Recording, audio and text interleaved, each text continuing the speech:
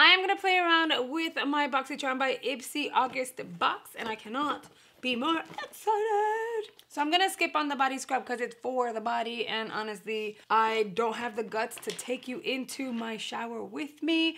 That's like my personal space, my personal place, but I'll try the other products. Let's start off with the Niacinamide and Maracuja Moisturizer. Now this is the kind of moisturizer you can use during the day and or at night. We're gonna go ahead and apply her. Yes, my skin is clean. And I exfoliated yesterday, so I think we're in a good place. I'll go ahead and really press that into my skin. After I exfoliate, my skin tends to feel a little on the dry side, which is fine. So I like to really press that in. I'm gonna give myself a good maybe minute, and then I'll move forward with like foundation application. And you know what? I am gonna use my powder foundation today because I feel like this consistency and the way it feels on the skin is gonna go really well with my powder foundation. So I'll apply the powder foundation, concealer, you know, all the good stuff so that I can move forward with the rest of the products. And you guys already know a lot of times I skip primer depending on the humidity outside here in Florida. I will skip my primer and only apply a moisturizer. So I'm gonna go in with my Laura Geller powder foundation. I'm gonna press that onto the skin. I wanna see if this moisturizer does what all the other moisturizers do for me, which is kind of like grip on to liquid and or powder foundation. I'm still really impressed with this foundation. It doesn't wear as matte as you would like, I think, especially when you're fighting the humidity here in Florida. But if I go ahead and blot it, it's really pretty. And to be fair, if I go in with a mattifying primer, it looks way better at the end of the day. So it really depends on how you prep your skin prior to applying the foundation. But it just looks like my skin, so I really, really like it. Just the moisturizer and then the moisturizer with my powder foundation.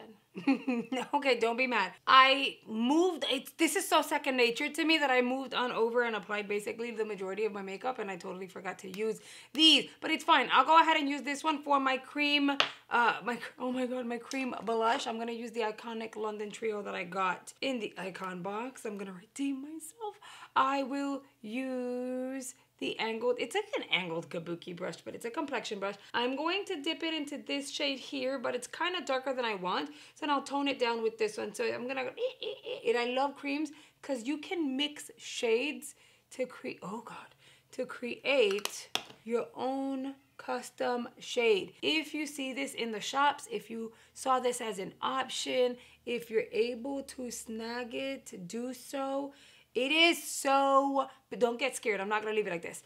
It is so pigmented. It is beautiful quality. It wears so well. If you don't want it to be like super like strong on the skin, go over it with a little bit of translucent powder and it tones down a little bit, so it's fun. And it'll set it too, so it won't feel sticky at all. Not that it's super sticky, it's slightly kind of like, you know, tacky, but if you set it with some translucent powder, you still get the pigment, you get that flush. It won't shift and or move. It still looks really pretty. I am going to leave it as is. And then in order to tone it down, because I know it looks kind of like crazy right now, I'm going to use my little powder puff. It's a Gerard Cosmetics one, the heart, right? And whatever's left on it, I'm going to press that along the edges here. So I'm not going to set everything, only along the edge here where the cheekbone and the under eye kind of meet. And so what that does is it creates a really pretty gradient. Like you see from here, it's like, oh, okay, right? It's like meeting the under eye. It's gonna create a really pretty gradient, and by creating that gradient, it looks way more toned down than it really is, and you're not even putting any effort into it. Just pressing whatever leftover product you have. You see, that was easy peasy, lemon squeezy, and it's so pretty on the skin. I'm gonna use this in an upcoming video. It's a nice brush though. Let's create a fun look with the Violet Voss palette. I've been in a little bit of a pinky mode lately, so I better come up with something nice. For starters, I'm gonna grab a fluffy brush. I'm gonna go into Muted Berry. That's gonna be my crease shade. And I did prep my lids with the Gerard Cosmetics Clean Canvas in Fair. Apply that on the crease. I'm not gonna blend it out too much. We're just gonna kind of apply it there. Focus it on the inner corner. Creates a little bit of a shadow here. As per usual, this formula is pigmented and blendable. I'm not mad at her. But it's Violet Voss. What do we expect, right? I'm gonna take a little bit of that also and apply it down here, close to the lash line. That is such a pretty, it's like a gray with a little hint of red in it. Very pretty. Then I'm gonna grab an eyeshadow brush. Let's dip into Blushing Berry. And I'm gonna tap that on the center of the lid. That's a very pretty pink. I'm gonna take that brush, I'm gonna flip it over, and I'm gonna use Berry Champagne. Tap that baby on the inner corner for some brightness and some shimmer, a little bit of sparkles. I'm grabbing a smaller crease brush. I'm gonna dip into the deepest shade, which is Glamberry. And I'm gonna concentrate that shade out here. Mainly out here. I think I have more than enough on the brush for both sides. With a clean, fluffy brush, I'm just gonna feather that into that crease shade. Now this is one of those situations where you wanna go lightly, feather it in, and apply more. You wanna build the product. I'm gonna go back in with the muted Mulberry, and on the outer crease I'm gonna add a little more of that just to deepen this a smidge, and then with a fluffy brush I'm gonna diffuse that edge. Now this is where we decide, what do we want to do next? Do we want to go with falsies? Do we want to just pack our mascara on?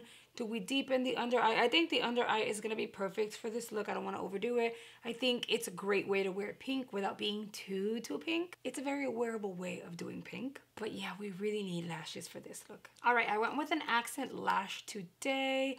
I am going to apply a little bit, just a little bit of mascara at the top, because accent lashes don't bring drama to the inner corner. So you kind of want to make it look gradient. And then of course I'm going to use the $1 Billion Brows Mascara at the bottom. That is just one coat at the bottom and it brought the drama immediately. I still don't know what's so special, to be fair, about this mascara, the wand, and the formulation. So of course I'm going to go ahead and keep playing around with it. And no, I don't think this is going to be the last mascara you'll ever need in your life. There are good mascaras and then there are really bad mascaras, and this right about now, just by looking at it, looks like it could be a good mascara. Is it good for every day and or drama days where you just really want to like dramatize your lashes? It looks like it may be really good for every day. I'll do another look. I'll feature it again, I promise you guys, and we'll really build it up and see what that's gonna look like. Now, you know, we have to finish off the look with a lippy, and I told you we're trying to create a look that is going to be pink but wearable for everyone, even those who don't like pink. So I'm gonna go in with the MAC lip liner in Spice that I got in the Icon box. And then I'm gonna go in with one of Ofra's Flexi Slicks. This one is in velour. It's a beautiful toned down muted. It's like a pinky purple. It's really pretty, and it's gonna go with the eyes.